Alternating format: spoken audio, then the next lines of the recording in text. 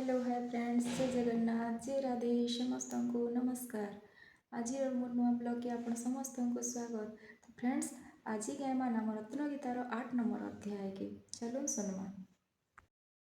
बृहत् नाम रत्न गीता आदौ देवकी देवी गर्भजन गोपी गृहे वर्धन माया पुतन जीवितापवरणं गोवर्धनं धारणं कंसं छेदनं कैरवादिहनं कुन्तीसुतः पालनम् एतद्भागवतं पुराणं कथितं श्रीकृष्णलीलामृतम् अनाम्न जयते नामै नामाश्चक्षरसम्भव अक्षरा जयते मूर्तिमन्त्रं प्रकाशयेत्।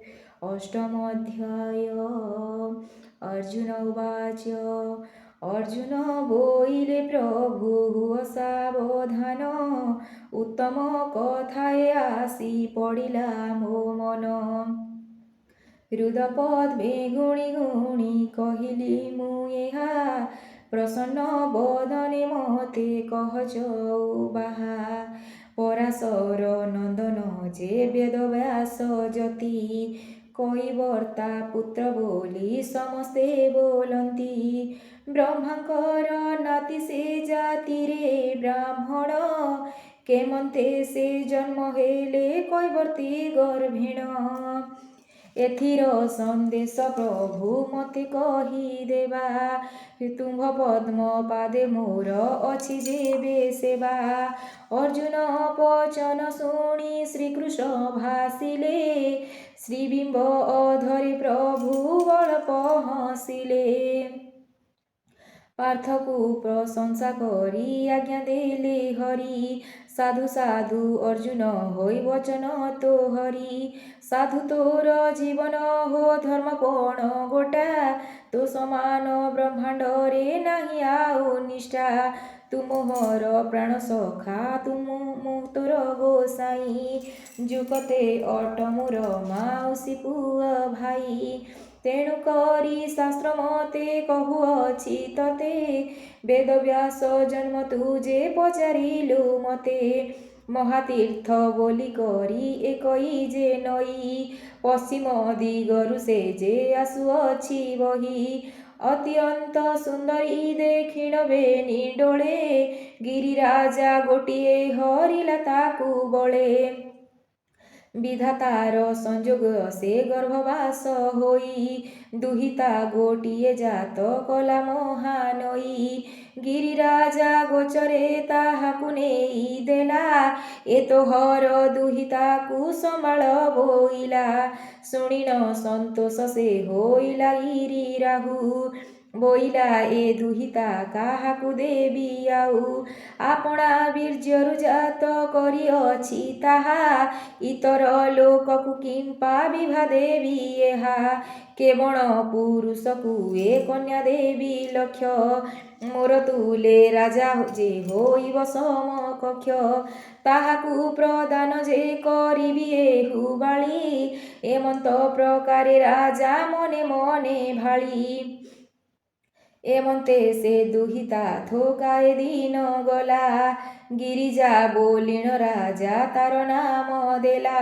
बोइला पृथ्वी मु अटई गिरि राहु तेणु करी गिरिजा मो झियो नाम हेउ एथु अनंतरे शुण युधिष्ठिर भाई नवजुबा होइला से बाप घरे थाई दास राजा बोलिण जे नृपति ए थिला गिरिजा कु विभा से जे गिरि राजा देला नृपतिंकी विभा होई भुंजिला से भोग थोका एक दिन से होइला घर योग्य बंदापना निमंते नृपति गुण राशि ब्राह्मण पंडित भाई गणाइला बसी जेउ दिने बंदापना विधि नृपवर से दिन रे पितृश्राद्ध पड़िछि ताहार ब्राह्मण को नृपति जे कहई सुचिते केउ कार्य करिबा विचारी कह मते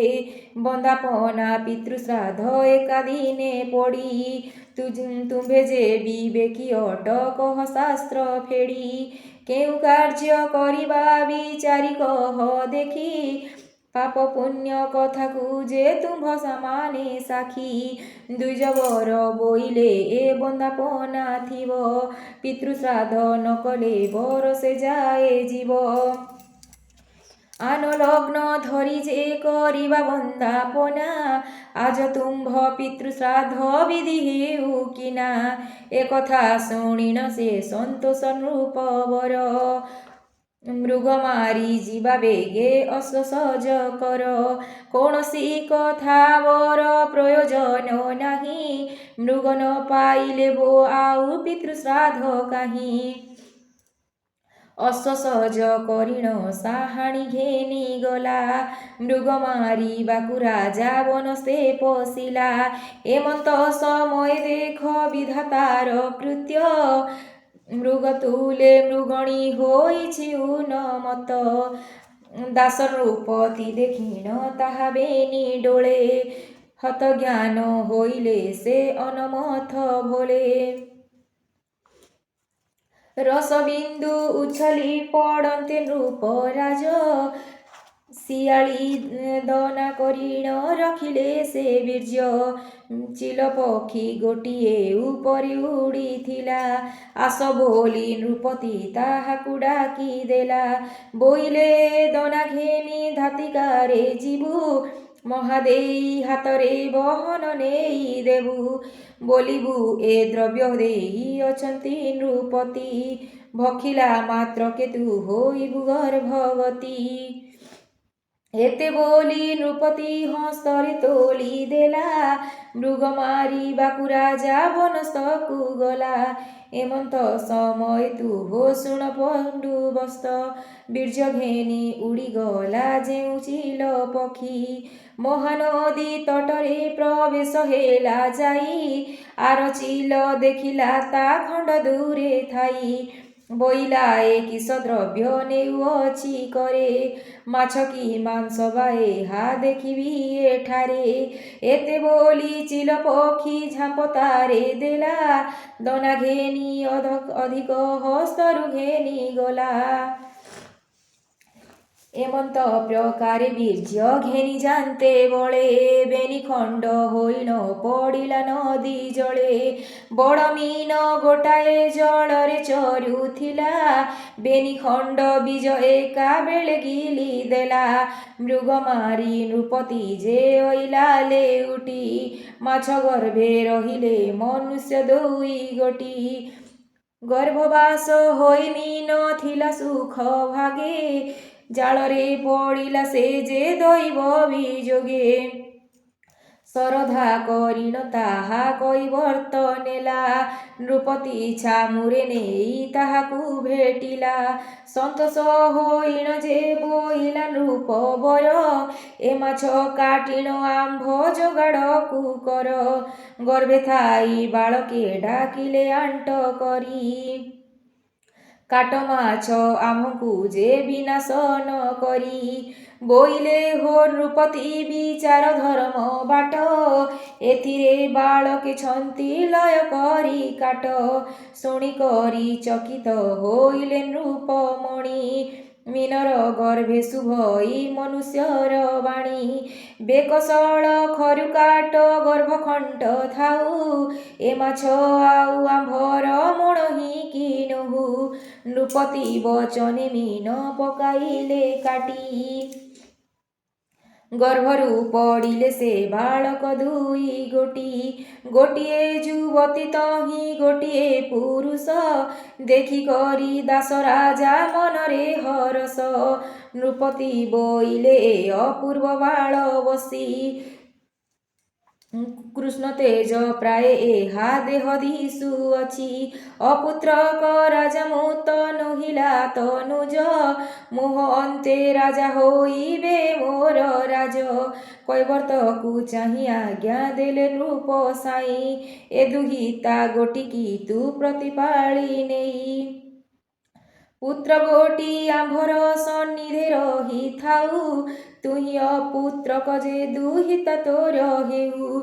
ଯେ ଯାହାର ସୁଖେ ଏବେ ପ୍ରତିପାଳ ଥିବା। ବେଳ କାଳ ଜାଣି ପଛେ ବିଭା କରାଇବା।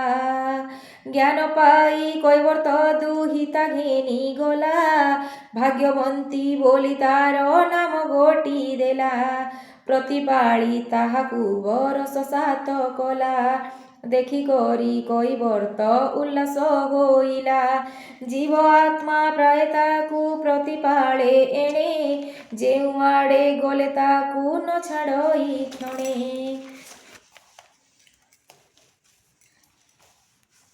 ତରି ତୁଠ ଡଙ୍ଗାରେ ତାହାକୁ ରଖିଥାଇ କିଛି ଦିନ ଅନ୍ତେ ସେ ଶିଖିଲା ନାବବାହି ଏ ମନ୍ଦ ସମୟ ଦେଖ ବିଧାତାର ଯୋଗ কৈବର୍ତ ଦେହେ ଆସି ପୀଡ଼ା ହେଲା ରୋଗ ଦୁହିତାକୁ ବୋଲେ ମାଗୋ ହୋଇଲି ମୁଁ କଷ୍ଟି ବ୍ୟାଧି ପିଡ଼ି କଲା ମୋତେ ନ ପାରିଲି ଉଠି ଡଙ୍ଗା ତୁଠ ଜଗି ତୁ ନାବରେ ବସିଥିବୁ ଯେ ଆସି କହିବ ତାକୁ ପାରି କରିଦେବୁ ଏତେ ଶୁଣ ଦୁହିତା ଯେ ଶୀଘ୍ର ଚଲିଗଲା ତରି ତୁଠ ଡଙ୍ଗାରେ ସେ ଯାଇ ନ ବସିଲା କାତକେରୁଆଳ ଘେନି ନାବେ ଅଛି ବସି ଏମନ୍ତ ସମୟ ପରାଶର ମିଳି ଆସି ଡଙ୍ଗା ତୁଠରେ ସେ ଯାଇ ପ୍ରବେଶ ହୋଇଲା ଆମକୁ ହୋ ପାରି କରି ଦିଅସି ବୋଇଲେ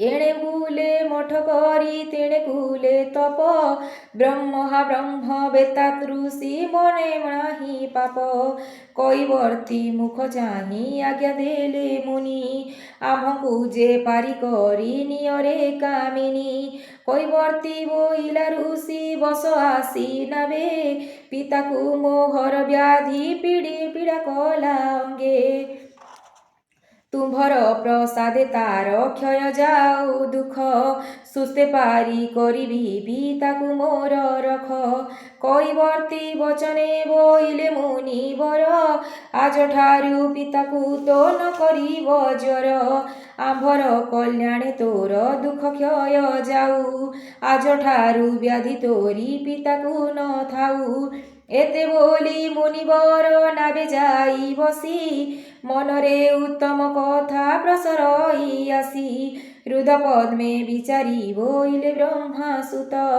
ନବଖଣ୍ଡ ପୃଥିରେ ହୋଇବ ଯେବେ ଜାତ ଆମ୍ଭ ବୀର୍ଯ୍ୟ ଜନମ ହୋଇବ ଯେଉଁ ଶିଷ୍ୟ ବିଚାରି ଯୋଡ଼ିବ ସେ ପୁରାଣ ଅଷ୍ଟାଦଶ ନାନା ଶାସ୍ତ୍ର ମାନ ମୁଖେ କରିବ ବଖାଣ ସେହି ପୁତ୍ର ହୋଇବ ମୋ ସୃଷ୍ଟି ଉଦ୍ଧାରଣ ଏହି କ୍ଷଣି ଏହା ଗର୍ଭେ ଦେବୀ ବ୍ରହ୍ମ ବୀର୍ଯ୍ୟ ଉଛୁର ହୋଇଲେ ଯେ ନହିବ କିଛି କାର୍ଯ୍ୟ ଏତେ ବୋଲି কৈବର୍ତ୍ତୀ ମୁଖ ଚାହିଁ ବସି ବୋଇଲେ ରେ ଯୁବତୀ ଆମ୍ଭଙ୍କୁ ଦେ ସ୍ୱଦେଶୀ ଭାଗ୍ୟବନ୍ତୀ ବୋଇଲା ମୁଁ ନ ଜାଣଇ କିଛି ଆଇସିଆ ଦେହ ମୋର ଗନ୍ଧ କରୁଅଛି ଯୁକତେ ବାଲିକା ମୁଁ ଯେ ନାହିଁ ମୋର ଜ୍ଞାନ ତୁମ୍ଭେ ମହାଋଷି ମୋତେ ଦିଅ କିମ୍ପା ମନ ପରାଶର ବୋଇଲେ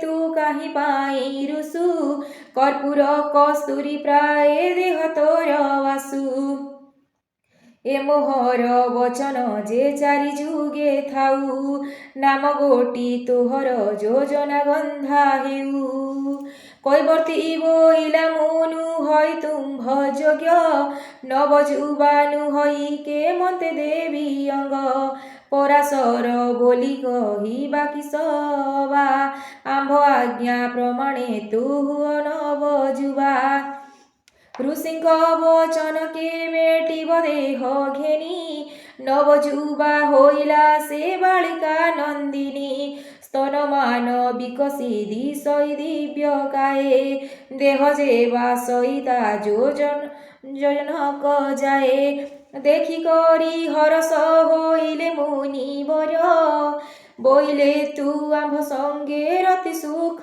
কর ସେ ବୋଇଲା ଦୁଇ କୂଳେ ପୁରିଛନ୍ତି ଲୋକ ନାବରେ ବସିଣ ଥାଇ ଏଥି କେଉଁ ସୁଖ ବ୍ରାହ୍ମଣ ବୋଇଲେ ତୋତେ ନ ଦେଖିବେ କେହି କୁହୁଡ଼ି ଜନମ ହେଉ ମୋର ଆଜ୍ଞା ପାଇ मुनिकर वचन से आनन हे जहु घोटिला कुहुड़ी तही कथा कहु कहु नदी बेढ़ी कूले जहु नदी सिले लोक जोजन गंधार तुले कले रति सुख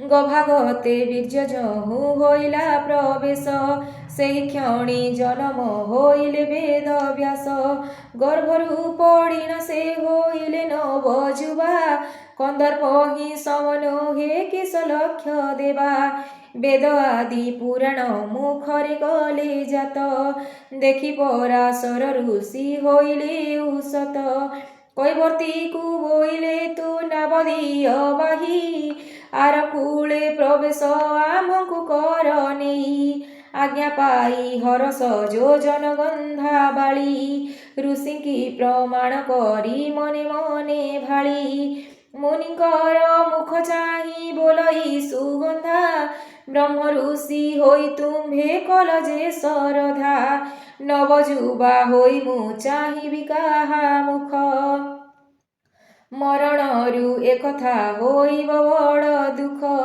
बालिका होइण मु जे थिली बाप घर नवजुबा स्त्री मोते कल मुनिवर काहा मुख चाहि मु घरकु आउ जीवी तुम्भ पाद तले खटी एठारे थिवी पराशर बोइले तू नहुकी बाळुत पूर्वे के जेउ भाबिथिलु हुଅ ସେହି ମତ मुनिक वचन जहु अन्यता नहिला आज्ञा प्रमाणरे सेहु बालिका होइला आपणा मन्दिरे से होइला परवेश उपरे बसिले पराशरकर शिष्य वेदव्यासंकर जेहु सुफल होइला दीन कृष्ण दास एहा गीतरे गाइला वेदव्यास नुहंती जे কৈবর্তী सुत पोषा झिय गर्भरु होइले मुनि जात राजार कुमारी से जे मीन गर्भे थिला कर्मर बीजोगे धाता एडे कर्म कला अर्जुन बोइले प्रभु हुଅ सावधान भल कथा गोटाए जे पड़िला मो मन हृद पद्मे विचार करई मुहि ठाब एहा देखी विचारी कहिबा पद्मनाभ अष्टादश पुराण जे कले व्यास मुनि ए कथा शुणिबी प्रभु बेनी कर्ण घेनी काहा पछे जेवण पुराण जात होई सरधा करिण प्रभु पचारुछि मुहि श्रीहरि बोइले तते के करिब सान खोजी आनी पारु तुझे एडे अपमान अष्टादशा पुराण जे पचारिलु मते पदे पदे करिण जे कहिदेबा तोते प्रथमे होइला ब्रह्म पुराण उकत पद्मनाभे पुराण तहिर पछे पाठ तुही अंत विष्णु नामे पुराण होइला शिव पुराण कुतिनी पछरे लेखिला तदंतरे लेखिले पुराण भागवत नारद पुराण तही पछरे उकत वायव्य पुराण तार निकटरे जोखी मारकांड पुराण तहिर पछे लेखी अग्नि नामे पुराण जे तदंतरे जात भविष्य पुराण तही निकटरे पार्थ बामन पुराण जे निर्वाह कले मुखे लिंग नामे पुराण लेखिले तार पाखे लिंग पुराणर पाखे अस्मद पुराण तही पछे लेखिले जे वराह पुराण कुरुम पुराण तार निकटरे कले मत्स्य पुराण कु तही पछरे लेखिले गरुड़ पुराण तही सन्निधिरे जान सबु पछे लेखिले जे ब्रह्मांड पुराण अष्टादश पुराण जे पचारिलु मते आदि अंत करी पार्थ कहिदेलु तते अर्जुन बोइले प्रभु आज्ञा देई भल कथार परम सन्धि गुपते रखिल तेणु करी तुम्भଙ୍କୁ ମୁଁ ପଚାରୁଛି ହଇ କେବଳ ପୁରାଣେ କେତେ ଶ୍ଲୋକ ଅଛି ପୁରୀ ଶ୍ରୀହରି ବୋଇଲେ ତୋର ଜୀବନ ହିଁ ଧନୀ ଧନ୍ୟ ମୋର ଅର୍ଦ୍ଧାଙ୍ଗ ପଟୁ ଫାଲ୍ଗୁନି ଧନ୍ୟ ତୋର ମାତା ପିତା ବନ୍ଧୁବର୍ଗ ସଖା ଏ ମହି ମଣ୍ଡଳେ ତୁ ଯେ ପଣ୍ଡିତରେ ଲେଖା ଗଣ୍ଠିଆ ମାନଙ୍କର ତୁ ଅଟୁ ମହାଗୁରୁ ପଦ କହିଦେଲେ ପୁଣି ଅର୍ଥ ଯେ ପଚାରୁ ମନ ସ୍ଥିର କରି ପାର୍ଥ ସାବଧାନେ ଶୁଣ ଯେଉଁ ପୁରାଣରେ ଯେଉଁ ଶ୍ଲୋକ ପରିମାଣ ବ୍ରହ୍ମ ପୁରାଣ ଯେ 10,000 ପାର୍ଥ ଲେଖା ପଦ୍ମ ପୁରାଣରେ ଶ୍ଲୋକ 5,000 ଲେଖା ବିଷ୍ଣୁ ପୁରାଣରେ ଯେ 33 ଭଣି 24,000 ଶିବ ପୁରାଣରେ ଗଣି 18,000 ଶ୍ଲୋକ ଲେଖା ଭାଗବତ ନାରଦ ପୁରାଣ ଯେ 25,000 ପାର୍ଥ ମାରକଣ୍ଡ ପୁରାଣ ଯେ 9,000 କହି ଅଗ୍ନି ପୁରାଣର ଶ୍ଲୋକ 13,000 ହୋଇ ଭବିଷ୍ୟ ପୁରାଣ ପାର୍ଥ ଯେତେ ହୋଏ ଲେଖା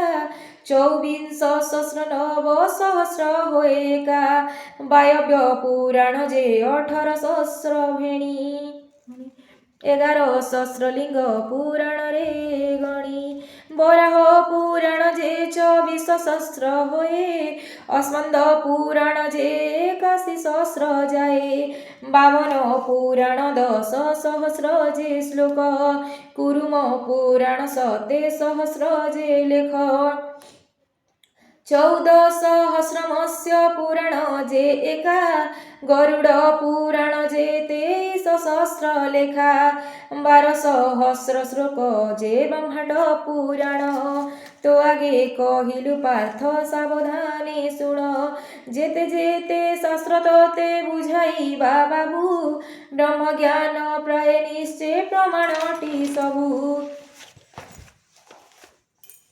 ଖଡ଼ି ଧରି ମିଶାଇ ଯେ ଲେଖ ପଣ୍ଡୁ ବସ 18,000 ପୁରାଣ ଯେ ଶ୍ଲୋକ 4,00,000 ଏଥି ପୁଣି ଶ୍ଲୋକ ଯେ ଗୋଟିଏ ନୁହେଁ ଉଣା ଲେଖି ନ ପାରିଲା ଲୋକ ହେଉଥାଇ ବଣା ଅପ୍ରତ୍ୟେକ କରିବୁ ଯେବେ ଫେରି କରି କହ ନିୟମ କରିଣ ଆମ୍ଭେ ଛୁଇଁବା ତୋ ଦେହ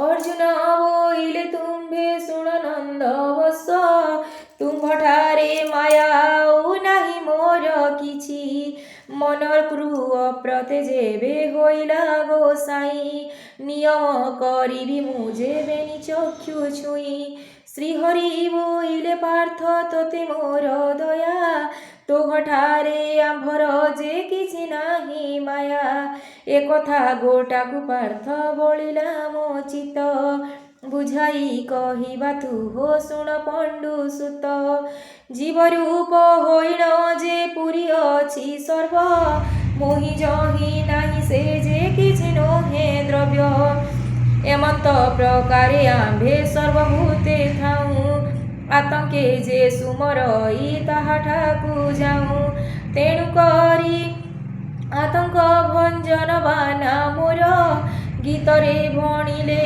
हा दिन कृष्ण छार इति श्री नामरत्न गीताया श्रीहरि अर्जुने संवादे वेदव्यास जन्म विवरणे 18 पुराण कथने नाम 8 अध्यायः।